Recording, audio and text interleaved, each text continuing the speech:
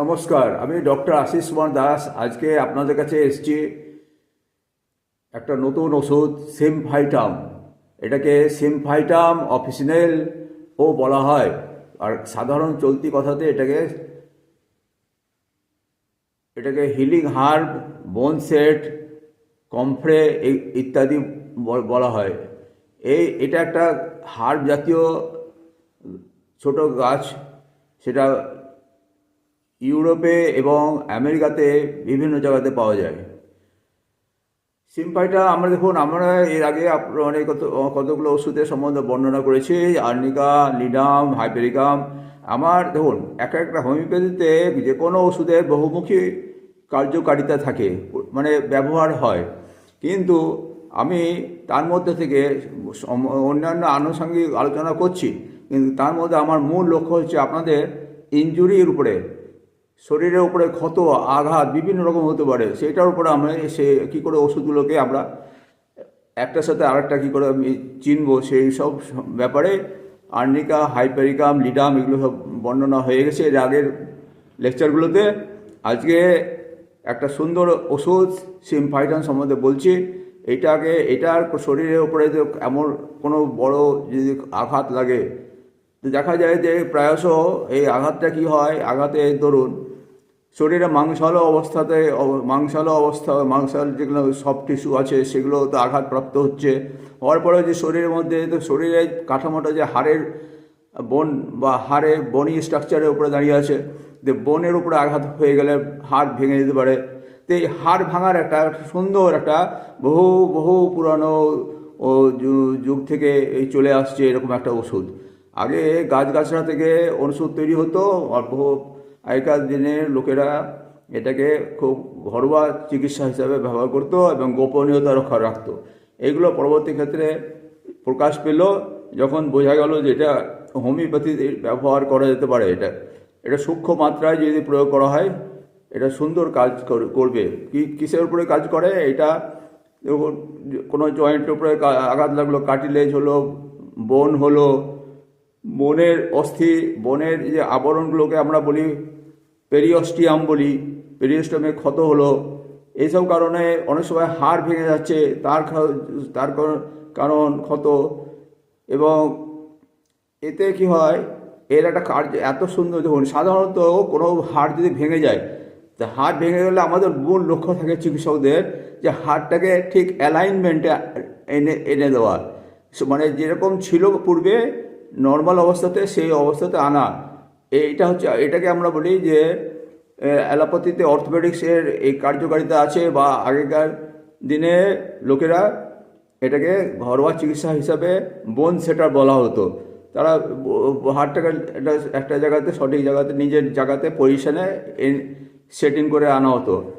তো সেটা করার পরে তো এই ওষুধটার কাজ হচ্ছে যে এই ওষুধটা একটা মানে দেখুন, নর্মাল ওষুধ না দিলেও কিন্তু হাড় আপনি জোড়া লাগে। এই জোড়া লাগার প্রক্রিয়াটাকে আমরা বলি ক্যালাস, নিউ বর্ন ফর্মেশন। ওই হাড় যেখানে ভেঙে এসে সেই প্রান্তের ভাঙা জায়গাতে, মানে ওখান থেকে রসালো জিনিসগুলো নিষ্কৃত হচ্ছে, বেরিয়ে আসছে, তার থেকে নতুন হাড় তৈরি হয়। নতুন হাড়টাকে আমরা ক্যালাস বলি। তো এখানে সিমফাইটাম ওষুধটা কী করে, ওই নতুন হাড় যেটা ক্যালাস বলছি ওইটাকে ওর কার্যকারিতাটাকে বাড়িয়ে দেয়। এবং কার্যকারিতা বাড়িয়ে দেওয়ার ফলে কী হয়, হাড় দ্রুত যেটা ভেঙে গেছে সেই প্রান্তগুলো, ভাঙা জায়গাটা খুব দ্রুত জোড়া লেগে যায়। জোড়া লেগে গিয়ে একটা সুন্দর পূর্বে অবস্থাতে নিয়ে আসে।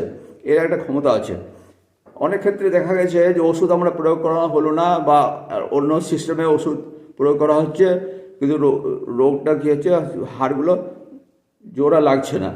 মানে ডাক্তারবাবুরা বলবেন, অর্থোপেডিক ডাক্তারবাবুরা বলবেন যে ক্যালাস ফর্মেশন হচ্ছে না।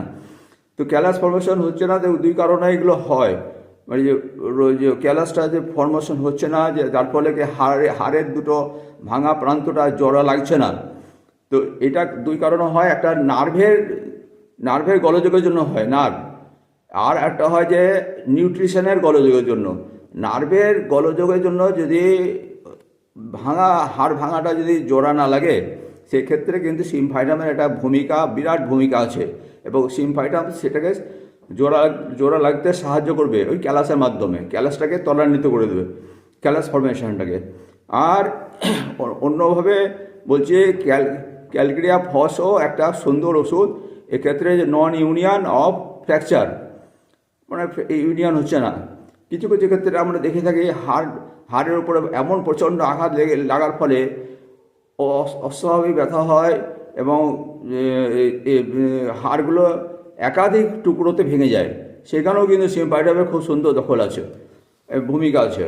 তো যাই হোক, আমরা কি বুঝছি যে হঠাৎ করে যদি কোনো নতুন অ্যাকিউট কেসে এটা কাজ আছে হাড়ের উপরে, আর ক্রনিক কেসেরও ক্রনিক পুরাতন যেটা অনেক দিন থেকে হাড়টা জোড়া লাগেনি, সেখানেও এই কাজ করবে সুন্দর।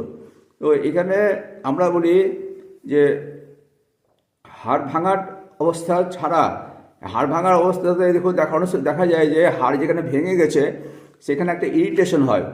সাধারণত দেখুন, এই আঘাত লাগার ফলে যে ইনজুরি হয়, ব্লান্ট ইনজুরি, মেকানিক্যাল ইনজুরি বলছি, পড়ে গেল, লাঠি দিয়ে মারলো, অনেক রকম হতে পারে। তো মোট কথা হচ্ছে আঘাত এত জোরে লাগলো যে হাড়টা ভেঙে গেল। এই অবস্থাতে কি করি, এই অবস্থাতে আমরা দেখেছি যে ধরুন যে একটা পেশেন্ট যখন আসে আমাদের কাছে, তা আমাদের মূল লক্ষ্য থাকবে যে তার যে মাংসল অবস্থা, সব টিস্যুর উপরে যে ইনজুরিগুলো বেশি হচ্ছে, তারপরেও কাজ করবে সিমফাইটাম, কিন্তু অতটা করবে না যতটা আর্নিকা করে থাকে।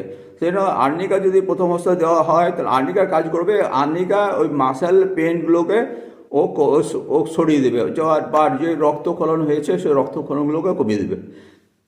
ওইটা করার পরেও দেখা যাবে যে হাড়ের মাসেলের অংশটা পেনগুলো দূরীভূত হয়ে গেছে, কিন্তু পরবর্তী ক্ষেত্রে ওই হাড়ের ব্যথাটা কিন্তু আর্নিকা অতটা, খানিকটা করলেও করতে পারে, কাজ করবে, কিন্তু হাড় ভাঙার যে ব্যথাগুলো হয়, অতিরিক্ত ব্যথা, একটু নাড়াচাড়া করলেই ব্যথা, সেই যেখানে ভাঙা জায়গাতে, সেই জায়গাতে কিন্তু আর্নিকার কাজ হবে না। তখন আমাদের সিমফাইটামের উপরে আমাদের নির্ভর করতে হয়। সিমফাইটামের ওষুধটা দিলে ওর ব্যথাটাগুলো কমে যাবে এবং দ্রুত হাড়টা জোড়া লাগবে। এটা হচ্ছে মানে আমরা জিনিসটাকে আপনাদের কাছে ক্লিয়ার করলাম। এছাড়া সিমফাইটাম ওষুধটার খুব বিরাট দখল রয়েছে, যেমন যে চোখের উপরে যদি কোনো আঘাত লাগে, ব্লান্ট ইঞ্জুরি বলছি, যেমন ধরুন ছোটো বাচ্চা, মায়ের কোলে ছোটো বাচ্চা আছে, বাচ্চার কোনো কারণে হাত দিয়ে মায়ের চোখে খোঁচা মেরে দিল, বা কোনো জিনিস দিয়ে একটা বাড়ি লেগে গেল চোখে। এই অবস্থাতে সিমফাইটামের খুব সুন্দর কাজ আছে। সিমফাইটাম দিলে ওরকম কাজ অন্য কোনো হোমিওপ্যাথি ওষুধের নাই। আর্নিকাতে খানিকটা করবে, লিটামে খানিকটা করবে, কিন্তু হাইপেরিকামে খানিকটা হবে, কিন্তু আসল হচ্ছে ওখানে আইবলের উপরে যদি ব্লান্ট ইঞ্জুরি হয়, সিমফাইটাম হচ্ছে একমাত্র ওষুধ।